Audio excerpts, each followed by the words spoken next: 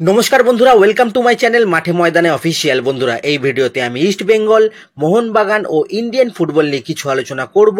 তোমরা যারা যারা আমার ভিডিওটা দেখছো, আমার চ্যানেলটা প্লিজ সাবস্ক্রাইব করে নাও ইন্ডিয়ান ফুটবলের এরকমই আরো আপডেট পেতে। প্রথমেই যদি আমরা একটু ইস্ট বেঙ্গলকে নিয়ে কথা বলি, তো সব জল্পনা কল্পনার অবসান করে কালকেই কিন্তু থাংবয় সিংটো ইস্ট বেঙ্গলের প্র্যাকটিসে যোগ দিয়ে দিল। ম্যানেজমেন্টের প্রধান বিবাস বর্ধন আগরওয়ালের সাথে মাঠে ঢুকে প্রথমে তিনি কোচের সঙ্গে কথা বলেন।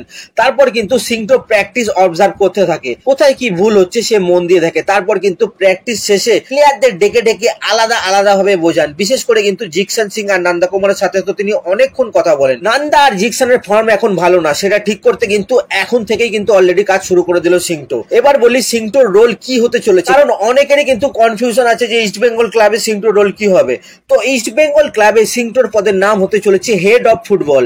এবার হেড অফ ফুটবল মানে ফুটবল সংক্রান্ত যে কোনো কাজ তিনি করতে পারেন, কিন্তু আপাতত সিংটোকে যে কাজ দেওয়া হচ্ছে সেটা হলো কিন্তু পুরো ভারতবর্ষ থেকে স্কাউট করে ভালো ভালো প্লেয়ার আনা, সেটা সিনিয়র টিমের জন্যই হোক বা জুনিয়র টিমের জন্য হোক। এবার সিংটো কিন্তু ইস্ট বেঙ্গল সিনিয়র টিমের জন্য বেশ কিছু প্লেয়ারকে অলরেডি শর্ট লিস্টেড করে দিয়েছে এবং সেই লিস্টটা কিন্তু তিনি ইমামি কর্তাদের হাতে দিয়ে দিয়েছেন। এখানে বলে রাখি, প্লেয়ার সিলেকশন থেকে শুরু করে ডিল কনফার্মেশন সবকিছু কিন্তু এবার ইমামি কর্তারা নিজের হাতে নিয়ে নিয়েছে। ইস্ট বেঙ্গল কর্তাদের তাই এবার কিন্তু আর তারা নাক গলাতে দিচ্ছে না, তারা ইস্ট বেঙ্গল কর্তাদের কিন্তু এক প্রকার সাইডলাইনই করে দিয়েছে বলতে গেলে।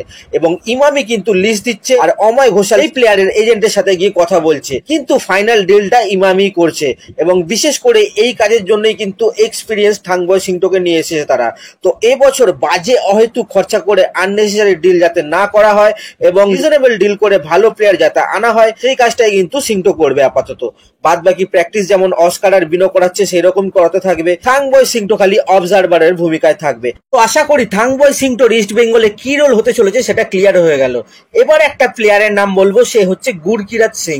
তো গুরকিরাত সিং কিন্তু খেলে চেন্নাই এফসিতে আর থাকে পাঞ্জাবে, কিন্তু কালকে গুরকিরাত সিংকে কিন্তু কলকাতায় দেখা গেছে। আনোয়ার আলী আর গুরসিমরত গিলের সাথে কিন্তু গুরকিরাত প্র্যাকটিসও এসেছিল, কিন্তু মাঠে সে ঢোকেনি। গাড়ি থেকে কিন্তু গিল আনোয়ারকে প্র্যাকটিসে নামিয়ে সে আবার ফিরে যায়। তো এবার গিলের বন্ধু বলেই কি সে গিলের সাথে কলকাতায় দেখা করতে এসেছে, নাকি অন্য কোনো ব্যাপার আছে? এখানে বলে রাখি, চেন্নাইয়ের সাথে কিন্তু গুরকিরাতের 2026 পর্যন্ত চুক্তি আছে, কিন্তু চেন্নাই গুরকিরাতকে সেরকম ইউজই করেছে না। Left wing, right wing, centre forward সব জায়গায় কিন্তু খেলতে পারে সে। তো যাই হোক, এটা হয়তো একটা স্পেকুলেশন, কিন্তু যদি ম্যানেজমেন্টের সাথে কথা বলতে আসে গুরকিরাত, তো এটা কিন্তু একটা টোটাল সারপ্রাইজ হয়ে যাবে পরবর্তীকালে। যাই হোক, এরপরে যদি আমরা একটু দলবদল নিয়ে আলোচনা করি, তো প্রথমেই বলি মোহনবাগানের কথা। তো মোহনবাগান শোনা যাচ্ছে একজন লেফট ব্যাকের সাথে কিন্তু অ্যাডভান্স কথাবার্তা চালাচ্ছে।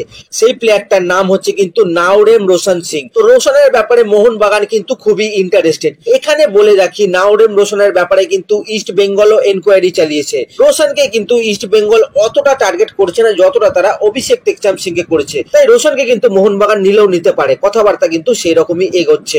এবং এর সাথে সাথে একজন বিদেশি মিডফিল্ডার জ্যাকসন ইরভাইনের ব্যাপারেও কিন্তু একটু অ্যাডভান্স হয়েছে মোহনবাগান। এই জ্যাকসন ইরভাইনকে কিন্তু মোহনবাগান অনেকদিন ধরেই টার্গেটে রেখেছে। এখন শোনা যাচ্ছে কথাবার্তা একটু অ্যাডভান্স হয়েছে ইরভাইনের সাথে। তো সব ট্রান্সফার রিলেটেড খবরাখবরগুলো কিন্তু সুপার কাপের পরেই কিন্তু আসতে শুরু করে দেবে। এরপরে যদি আমরা একটু ইস্ট বেঙ্গলকে নিয়ে কথা বলি, তো কালকে আশিস নেগি কিন্তু কনফার্ম করেছে যে ইস্ট বেঙ্গল অভিষেক টেকচাম সিং আর নিখিল প্রভুর সাথে কথাবার্তা চালাচ্ছে এবং ডিলটা কিন্তু এখন ইনিশিয়াল স্টেজে থাকলেও কথাবার্তা কিন্তু হচ্ছে। তো আমরা কিন্তু খবরটা করেছিলাম বেশ কিছুদিন আগে, কালকে আশিস নেগি কিন্তু সেটা কনফার্ম করেছে। তার মতে অভিষেক আর নিখিল প্রভুর সাথে ইস্ট বেঙ্গলের যে ডিলটা হচ্ছে সেটা এখন খুবই ইনিশিয়াল স্টেজে আছে। এখন একবার সুপার কাপ একবার হয়ে গেলে তারপরে কিন্তু কথাবার্তা আবার এগোবে। তো এই যে ইস্ট বেঙ্গল এত প্লেয়ারের সাথে কথা বলছে, কারোর সাথেই কিন্তু ডিল এখন ফাইনাল হবে না। ডিল একমাত্র ফাইনাল হবে সইয়ের পর, সেটা কিন্তু ট্রান্সফার উইন্ডো ছাড়া সম্ভব নয়। আমরা কোন কোন প্লেয়ারকে ইস্ট বেঙ্গল আগামী মরশুমের জন্য টার্গেট করছে সেটা জানার চেষ্টা করছি, কিন্তু কোন কোন প্লেয়ার আগামী মরশুমে ইস্ট বেঙ্গলের হয়ে খেলবে সেটা কিন্তু ট্রান্সফার উইন্ডোতে সাইনের পরই বোঝা যাবে। আপাতত ইস্ট বেঙ্গলের টার্গেটে যে পজিশন গুলো রয়েছে সেগুলো হলো Indian left back, right back, centre back, Indian defensive midfielder আর রাইট উইং এর প্লেয়ার। এর সাথে সাথে কিন্তু বিদেশি প্লেয়াররা তো আছেই। তো বিদেশিদের কথা যখন উঠলো তখন বলে দিই, হিজাজি মাহের কিন্তু প্র্যাকটিস শুরু করে দিয়েছে। হিজাজি একটা পোস্ট করেছে, সেখানে দেখা যাচ্ছে হিজাজি কিন্তু জিম করা শুরু করে দিয়েছে। খুব তাড়াতাড়ি কিন্তু হিজাজি মাঠে ফিরতে চলেছে। একবার হিজাজি ফিট হয়ে মাঠে যদি চলে আসে তখন কিন্তু পরিস্থিতি পুরো পাল্টে যাবে। তখন কিন্তু ইস্ট বেঙ্গল হিজাজিকে রিলিজ করতে পারবে।